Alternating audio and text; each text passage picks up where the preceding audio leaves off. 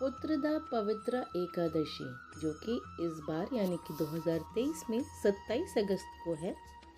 कथा इस प्रकार है। भक्तों, युधिष्ठिर ने पूछा, मधुसूदन, श्रावण के शुक्ल पक्ष में किस नाम की एकादशी होती है? कृपया मेरे सामने उसका वर्णन कीजिए। भगवान श्री कृष्ण बोले, राजन, प्राचीन काल की बात है। द्वापर युग के प्रारंभ का समय था। महिष्मतीपुर में राजा महिजीत अपने राजा का पालन करते थे, किंतु उन्हें कोई पुत्र नहीं था, इसलिए यह राजा उन्हें सुखदायक नहीं प्रतीत होता था। अपनी अवस्था अधिक देख राजा को बड़ी चिंता हुई।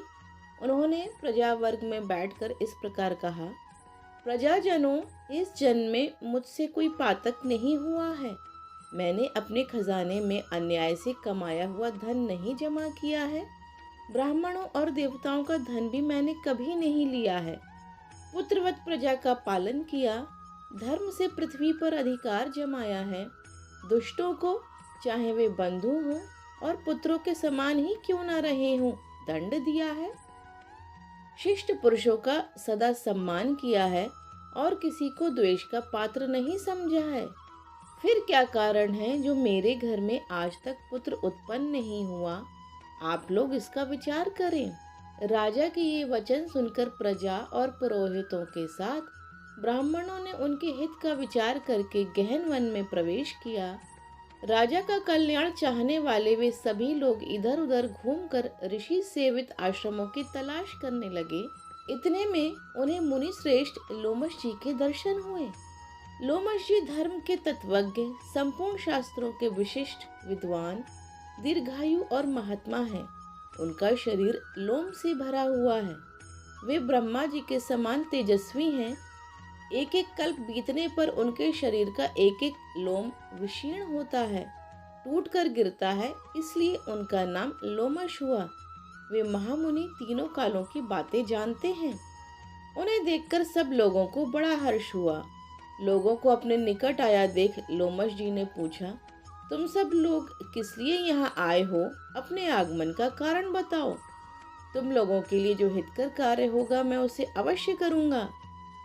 प्रजाजनों ने कहा, महाराज, इस समय महिजीत नाम वाले जो राजा हैं उन्हें कोई पुत्र नहीं है।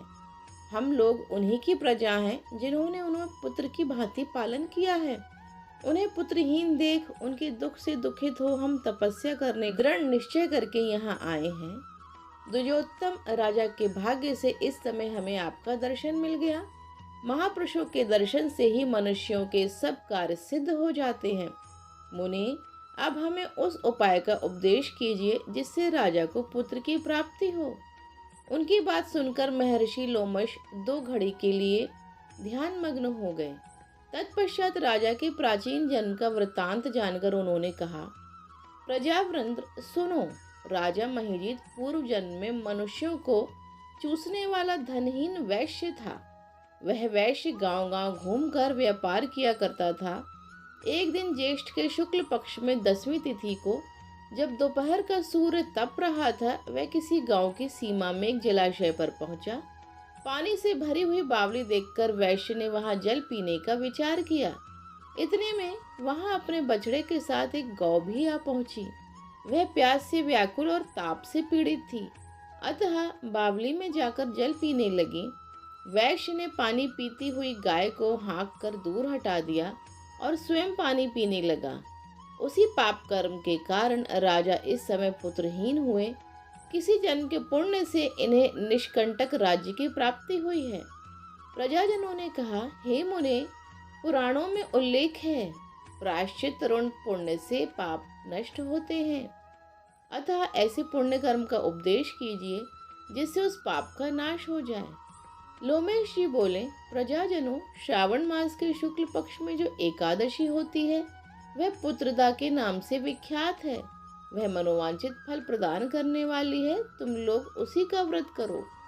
यह सुनकर प्रजाजनों ने मुनि को नमस्कार किया और नगर में आकर विधि पूर्वक पुत्रदा एकादशी के व्रत का अनुष्ठान किया।